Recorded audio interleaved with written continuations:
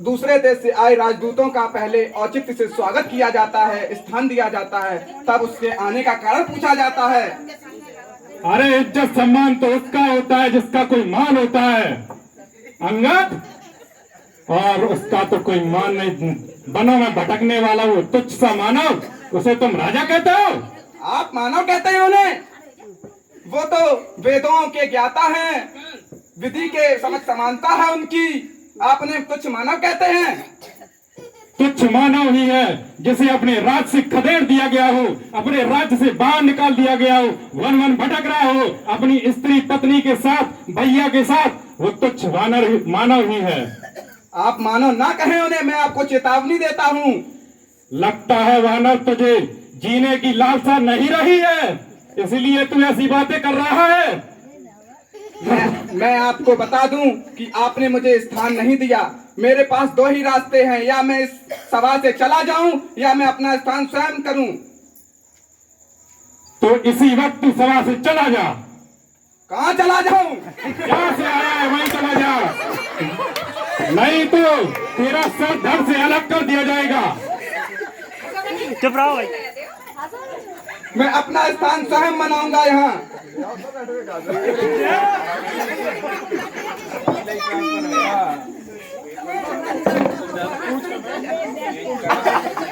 ठीक है चलो। महाराज, मैं आपको बता दूं कि मैं आपको चेतावनी देने आया हूँ कि आप उत्तम कुल के पुरुष हैं। महाराज पुलस्त आपके पिताजी हैं। आपने शिव जी और ब्रह्मा जी से तपस्या करके अब शक्तियां प्राप्त की हैं। आपको मैं चेतावनी देता हूं कि महाराज सीता जी को आप सम्मान सहित श्री राम को वापस कर दें तो वो आपको क्षमा कर देंगे। जो खुद ही शांति दूत भेज रहा हो वो चेतावनी दे रहा है लंकेश को, स्वयं लंकेश को, जो लंका का राजा है, त्रिलोक विजेता है, उसे तुम चेतावनी देने आए हो। अरे अंगद, लौट जाओ, मैं कहता हूँ अपनी समर्थ सेना के साथ, अन्यथा तुम्हारा काल निश्चित है।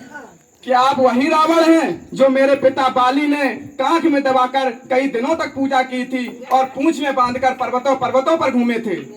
अरे तो तुम बाली के पुत्र हो? हाँ, मैं उन्हीं बाली का पुत्र हूँ जिन्होंने कांख में दबाकर कई दिनों तक पूजा की थी।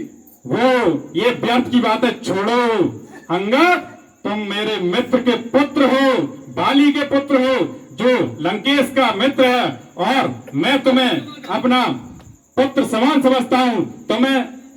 तुम्हें ये लग रहा है, मुझे ये लगता है कि शायद तुम उसी के साथ ही रहे हो जो तुम्हारा पिता का शत्रु है, जिसने तुम्हारे पिता की हत्या की है। मेघनाथ, क्या कहते हो, क्या किया जाए इसके साथ? हो सकता है कि बाली की अरे हंसो ना यार, बोले नहीं, हंस दे हो सब। सकता है कि बाली की मृत्यु के बाद अंगद का किसी ने साथ ना दिया हो। अरे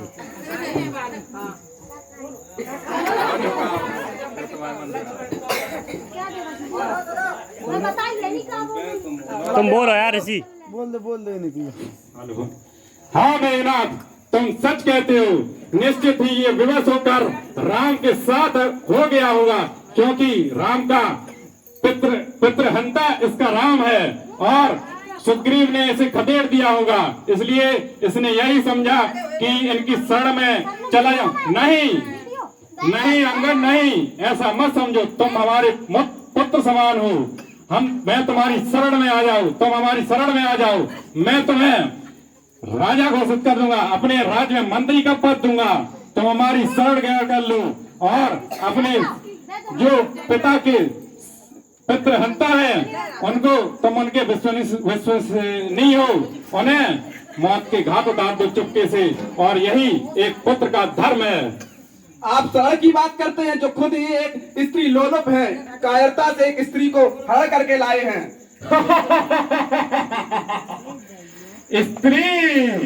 स्त्री की बात करते हो अंगद?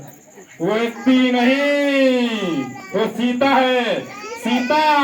और सीता अपने बाहुबल से जीतने वाली वस्तु है, कोई भिक्षा में देने वाली भीख नहीं। तालियां सभी लोग एक बार। चला जाए। और अगर आपके काबू में दम है तो सीता को चुरा ले जाए। आप वीरता की बात करते हैं, जो आपने शिव धनुष को हिला भी नहीं पाया था और श्री राम ने एक बार में ही तोड़ दिया था। तुझे शायद पता नहीं अंगद मूर्ख, तू जानता नहीं मैं वो लंकेश हूँ जिसने इन भुजाओं पर कैलाश पर्वत को उठाया है, जिसके दिक्पाल स्वयं यहाँ पर रोज पानी पीने आते हैं, रोज नवरत्न हमारे चरणों में पड़े रहते हैं। तो मैं शायद मेरी वीरता का अंदाजा नहीं है अंगद, इसी में तुम्हारी भलाई है।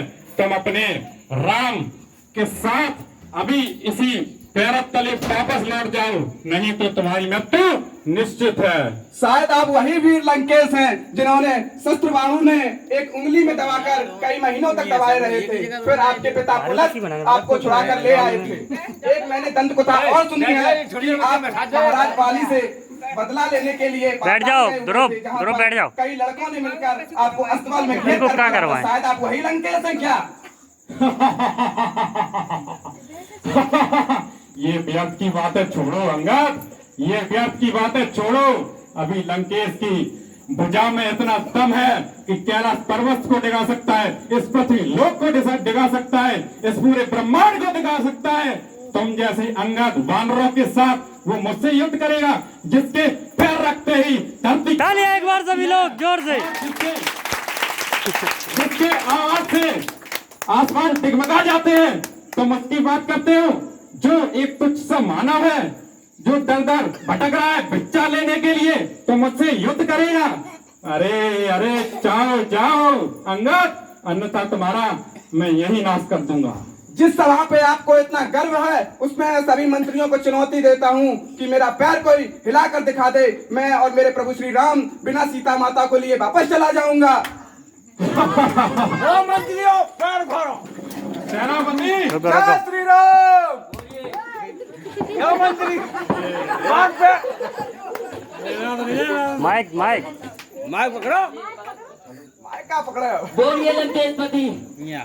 यहाँ तो बीच में आड़ू साड़ू। सेनापति यार माइक करो राहुल भाई सही।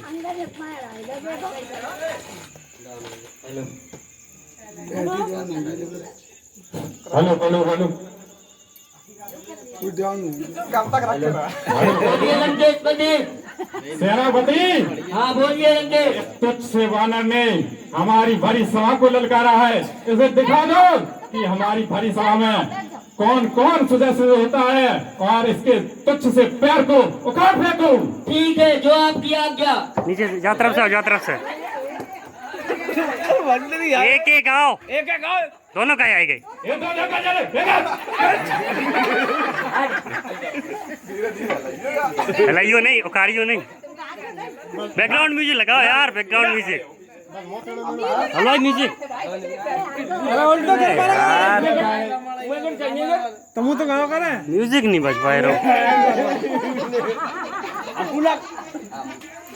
बात आ रही है अब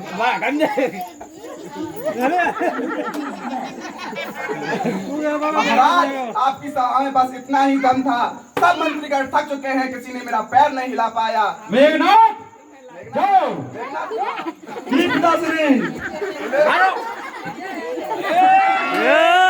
तालियां सभी लोग, तालियां तालियां।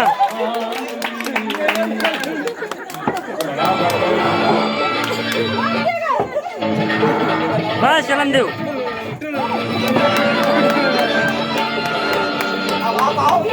अबे नहीं, अबे नहीं।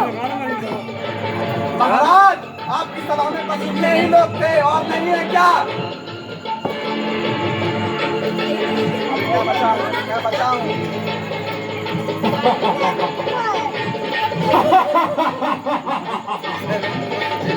तूने शायद मुझे पहचाना नहीं वानर, तूने बैठी है। मुझे पहचाना नहीं, अभी मैं तेरा पैर उखाड़ डालूंगा।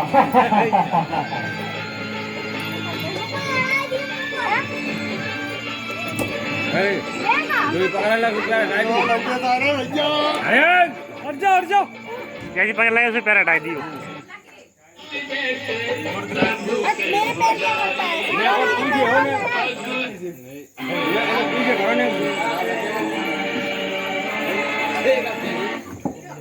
हंसो ना यार।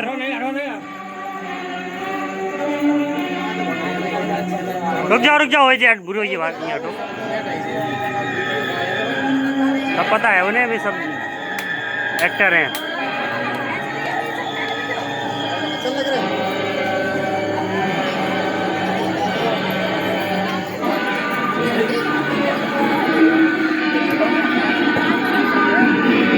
महाराज ये आप क्या कर रहे हैं? क्या पकड़ना हो तो श्री राम के पकड़ो, जहाँ आपका उद्धार होगा। मेरी चुनौती आपके योद्धाओं को थी, आपको नहीं। आपको तो मैं फिर यही कहूंगा, श्री राम के चरण पकड़ लीजिए। सेनापति पकड़ लो इस वानर को, बच के ना जाने पाए। अब क्या पकड़ोगे, मैं जा रहा हूँ। ये गया आपका मुकुट। बस। बहुत बढ़िया, सभी लोग तालियां।